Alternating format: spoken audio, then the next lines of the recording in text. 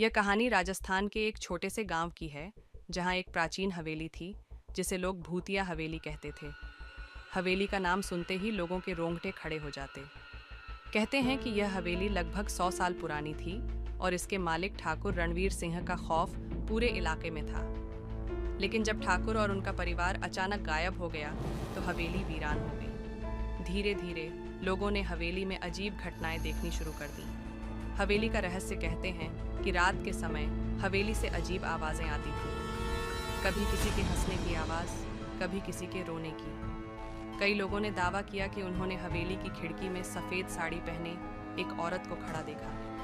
हवेली के पास से गुजरने वाला हर व्यक्ति किसी न किसी डरावनी घटना का शिकार हो जाता। गांव के बुजुर्गों का कहना था कि ठाकुर रणवीर सिंह ने अपनी हवेली में बहुत बड़ा खजाना छुपा रखा था। उस खजाने को पाने के लिए उन्होंने तांत्रिक की मदद से हवेली पर एक शक्ति का पहरा लगवा दिया था। लेकिन एक दिन कुछ डाकुओं ने हवेली में घुसकर खजाना चुराने की कोशिश की। उसी रात से ठाकुर और उनका परिवार लापता हो गया और हवेली पर वह आत्मा पूरी तरह हावी हो गई। वीरेंद्र का साहस। गांव का एक युवा वीरेंद्र, जो पढ़ाई के लिए शहर गया हुआ था, उसने इस कहानी को अंधविश्वास माना। जब वह गांव लौटा तो उसने तय किया कि वह हवेली के रहस्य का पर्दाफाश करेगा। गांव वालों ने उसे रोकने की बहुत कोशिश की, लेकिन वह नहीं माना। एक अंधेरी रात वीरेंद्र एक मशाल और कुछ सामान लेकर हवेली में घुस गया। हवेली अंदर से बिल्कुल जर्जर थी।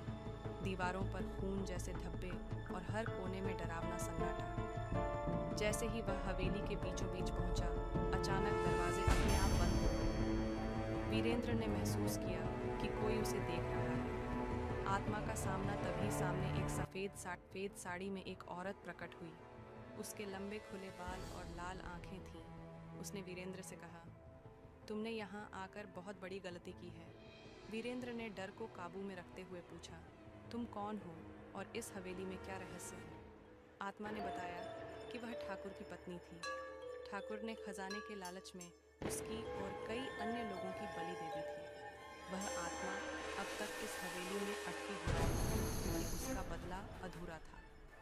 वीरेंद्र का फैसला। वीरेंद्र ने आत्मा को वचन दिया कि वह ठाकुर के पापों को उजागर करेगा और उसकी आत्मा को मुक्ति दिलाएगा। वीरेंद्र ने गांव वालों को सारी सच्चाई बताई।